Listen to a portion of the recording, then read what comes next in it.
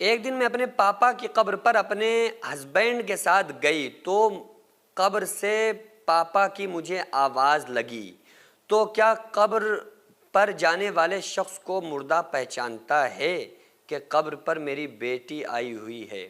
یہ صحیح سے سوال نہیں لکھ پائیں۔ ان کا مطلب یہ ہے کہ ایک دن میں اپنے شوہر کے ساتھ، خاوند کے ساتھ اپنے والد کی قبر پر گئی تو مجھے وہاں سے آواز لگی، تو کیا مردہ یہ جانتا ہے، پہچان جاتا ہے کہ ہماری قبر پہ کون آیا ہے؟ کیا ہمارے پاپا نے پہچان لیا کہ ہماری قبر پہ ہماری بیٹی آئی ہوئی ہے؟ تو ایک اچھا سوال ہے۔ دیکھیے، آقا علیہ الصلوۃ والسلام نے ارشاد فرمایا اور حکم بھی دیا، اور آقا علیہ السلام کا طریقہ بھی یہ تھا کہ جب آقا علیہ السلام جنت البقیع جاتے تھے، قبرستان جاتے تھے، تو ان کو جا کر سلام کرتے تھے اور کہتے تھے السلام علیکم یا اہل القبور، اے قبر والوں تم پر سلامتی ہو، اور ایک طویل دعا پڑھتے تھے جس کا مفہوم یہ ہوتا ہے کہ تم ہم سے پہلے قبر کے اندر چلے گئے، میں جلدی آ کر تم سے ملاقات کروں گا۔ تو حدیث سے یہ بھی ثابت ہے کہ جب مردے کو قبر کے اندر دفن کر دیا جاتا ہے اور لوگ ہٹتے ہیں تو جو ان کی جوتیوں کی آواز ہوتی ہے، مردہ اس کو بھی اپنے کانوں سے سماعت کرتا ہے، سنتا ہے۔ یعنی کہ حدیث کا مفہوم ہے کہ جب کوئی انسان اپنے مرحوم کی قبر پر جاتا ہے تو وہ مردہ اپنے قبر پر آنے والے شخص کو پہچان لیتا ہے۔ مردہ سمجھ جاتا ہے کہ ہماری قبر پہ آیا ہوا شخص ہے کون، تو وہ پہچان لیتا ہے، اگر وہ دنیا میں پہچانتا تھا، جانتا تھا۔ لیکن یہاں پر مردوں کی دو کیٹیگری ہیں۔ کچھ مردے ایسے ہوتے ہیں جو پہچان لیتے ہیں اور متوجہ ہوتے ہیں، اس کی طرف دھیان، فوکس بھی مردے کا ہوتا ہے کہ ہمارے قبر پہ آیا ہوا کون ہے۔ لیکن کچھ مرحومین ایسے ہوتے ہیں جنہیں کوئی خبر نہیں ہوتی۔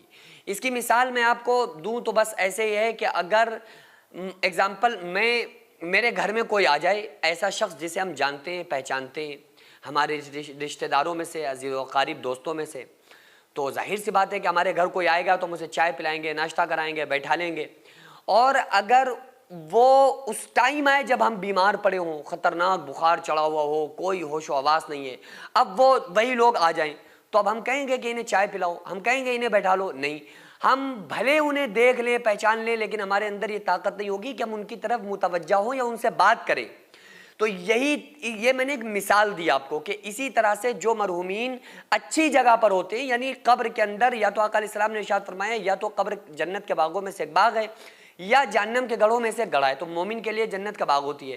تو وہ مومن بندہ اگر قبر میں ہوتا ہے، اس کی قبر پر جب کوئی جائے تو وہ پہچانتا بھی ہے، خوش بھی ہوتا ہے، متوجہ بھی ہوتا ہے۔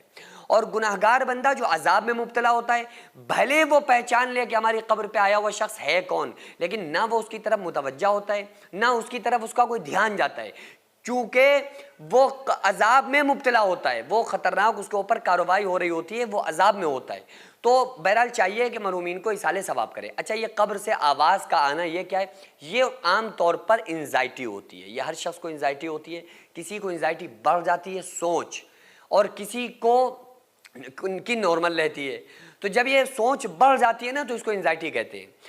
تو جب انسان ایکسٹرا سوچنا شروع کر دیتا ہے، تو دیکھو یہ عمومی طور پر ایسا ہوتا ہے کہ جب انزائٹی ہوتی ہے، جب انسان وہم کا شکار ہو جاتا ہے تو اسے ایسا لگتا ہے کہ قبر سے آواز آ رہی ہے، حالانکہ قبر سے آواز آنا پاسبل نہیں ہے، کسی بھی طرح سے پاسبل نہیں ہے۔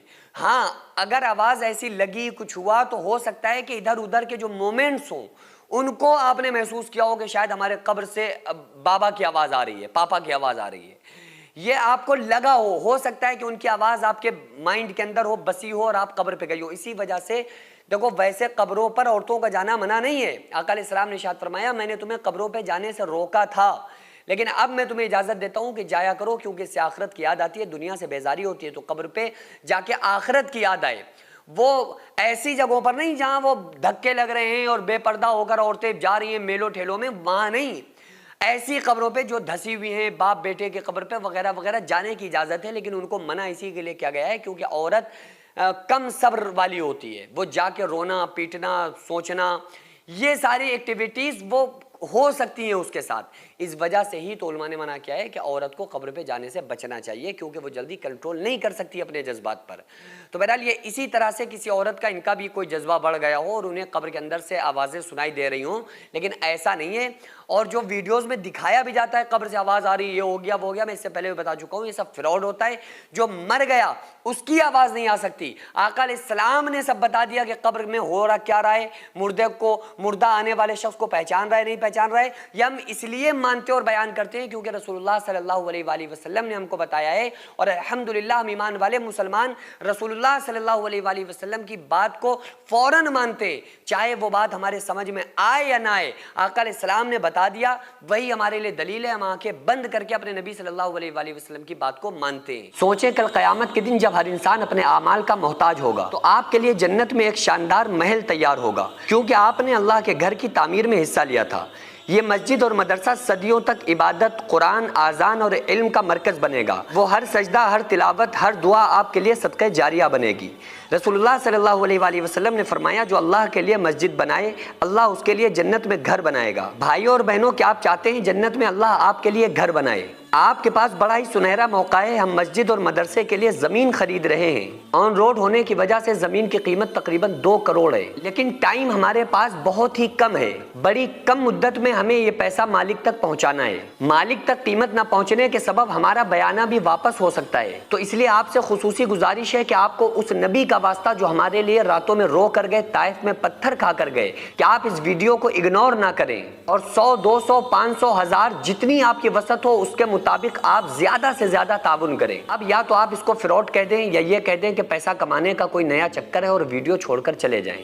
لیکن اگر آپ کو ایسا نہیں لگتا ہے تو پھر خدا کے واسطے آپ زیادہ سے زیادہ تعاون کریں تاکہ ہم مسجد اور مدرسے کی زمین خرید کر اپنے مقصد میں کامیاب ہو جائیں. اور خدا کی قسم یہی ایک ایسا ثواب ہے جو ہمارے مرنے کے بعد قیامت تک ہمیں قبر میں ملتا رہے گا اور اللہ تعالی ہمارے لیے جنت میں گھر بنا کر دے گا.